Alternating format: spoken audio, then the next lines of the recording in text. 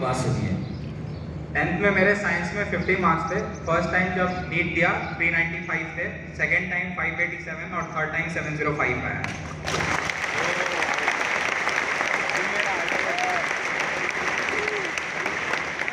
First time marks थे 390 के आसपास, सेकेंड टाइम 580 के आसपास, और अब कितने मार्क्स हैं? 705। अब आप ये बताइए कितने बच्चे अब मानते हैं कि मेहनत करके टॉपर बनाया जा सकता है? दैट इज द ट्रांसफॉर्मेशन, इसको बोलते हैं ट्रांसफॉर्मेशन। देखिए कि एक बार से कितना ट्रांसफॉर्मेशन आ गया है। अब आप मैं थोड़ा सा ये बताइए कि किस तरह का डिस्ट्रैक्शन आपको आया और उस डिस्ट्रैक्शन को आपने किस तरह से ओवरकम किया और यहाँ तक पहुँचे। गलतियाँ तो मेरे से बहुत सारी हुई थी। नर्चर एंथ्यूज मैंने लैंडमार्क से ही करा है। तो जब यहाँ पे आया था शुरुआत में आते ही मतलब अचीवर वाले भैया लोग दोस्त बन गए थे बहुत सारे।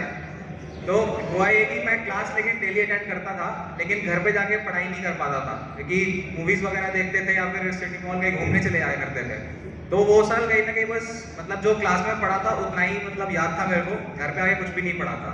एंथ्यूज में आया तो 12th मैंने बहुत अच्छे से करी, उसमें घर पे भी अच्छे से पढ़ाई किया था क्योंकि शुरुआत में रहता है कि जोश रहता है इस बार तो सिलेक्शन पा ही लेंगे। लेकिन जैसे ही फिर 11th स्टार्ट हुआ तो मुझे ये एक ओवर कॉन्फिडेंस था मेरे को अपने ऊपर कि मुझे आता है, मैं खुद से घर पे कर लूँगा।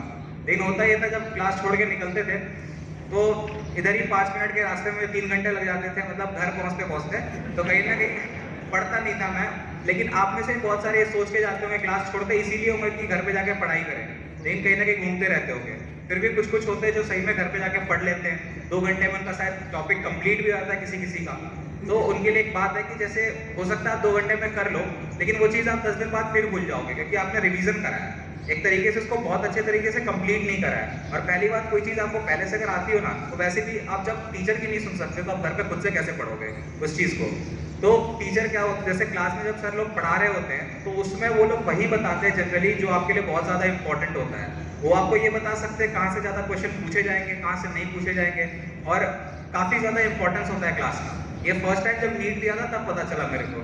एग्जाम हॉल में बैठा था, कुछ क्वेश्चंस आए थे, जैसे एक इंसिडेंट बताता हूँ। जेनेटिक्स का क्वेश्चन था, वो ऐसा क्वेश्चन था जैसे सर ने क्लास में हमें क्वेश्चन तक बताया था यही क्वेश्चन आएगा, ऑप्शन यही होंगे, बिल्कुल सही वही ऑप्शन थे, वैसा ही क्वेश्चन था, और इन्होंने ये बताया था ये प्रायोरिटी से ऐसा आंसर जाएगा, और सेम वही क्वेश्चन आया था। तब मुझे लगा कि अगर मैंने शायद क्लास बहुत अच्छे तरीके से सुना होता, 11वीं क्लास की होती तो बहुत सारे क्वेश्चन कर लेता।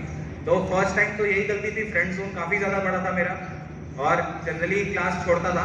सेकेंड टाइम आया था तो जो अचीवर में था इस बार ये था कि जनरली आप में भी बहुत सारी चीज़ सोचते होंगे कि अपने को सिलेक्शन चाहिए, रैंक तो अपने से होने वाला नहीं है, वो तो एंथ्यूज के लिए बनाया था। ये बहुत सारे बच्चों की गलत फहमी होती है।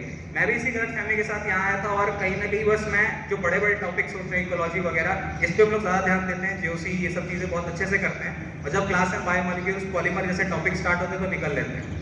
तो कहीं ना कहीं ये चीज़ें बहुत ज़्यादा मैटर करती है। जो मैंने भी ऐसी क्लास छोड़े थे जो स्ट्रॉन्ग मतलब जो बड़े बड़े टॉपिक्स थे उनको बहुत अच्छे से किया था, ये सोच के कि छोटे छोटे टॉपिक से कितने ही क्वेश्चन आ जाएंगे, बहुत अच्छे से कंप्लीट कर लिया। लेकिन मैंने छोटे टॉपिक से क्लास छोड़े थे। एग्जाम दिया, उस साल मेरे 587 आए। घर पे आया जब मैं काउंट किया कि कितने छोटे मतलब ये जो छोटे छोटे टॉपिक्स होते हैं कितने क्वेश्चन आते हैं, लगभग बिलीव नहीं करोगे अगर आप जाके गिनना घर पे, अगर सारे मतलब केमिस्ट्री फिजिक्स बायोलॉजी का मिलाओगे 100 से लेके 200 मार्क्स से क्वेश्चन होते हैं वो, तो बहुत ज़्यादा क्वेश्चन हो जाते हैं वो। आप समझ सकते हो 100 और 200 का कितना ज़्यादा होता है। तो वो गलती मैंने करी थी, लेकिन इस साल मैंने क्लास भी नहीं छोड़े और जितने क्वेश्चन मतलब जितने चैप्टर्स थे उसको बहुत अच्छे तरीके से कंप्लीट किया, इसलिए आज यहाँ हूँ। और मैं यही कहूँगा आप भी यहाँ पहुँच सकते हो, अच्छे से तैयारी करोगे और रेगुलर रहोगे तो बिल्कुल पहुँच जाओगे।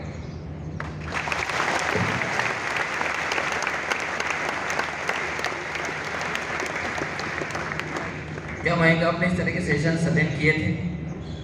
जनरली मतलब पहले भागने की कोशिश करता था, अगर बच जाता था तो पीछे जाके बैठता था कहीं। हाँ, अब ये मयंक जब पीछे जाकर बैठते थे तो इस तरह के सेशन उन्होंने अटेंड किए, लेकिन एक सेशन में इनके दिल को जो यहाँ से बातें कही गई उनके दिल को छू गई, और इन्होंने ये प्रण कर लिया कि मैं सेशन अटेंड तो करूँगा अगली बार, लेकिन वहाँ बैठ के नहीं यहाँ बैठ के करूँगा, और उसके बाद ही यहाँ करूँगा।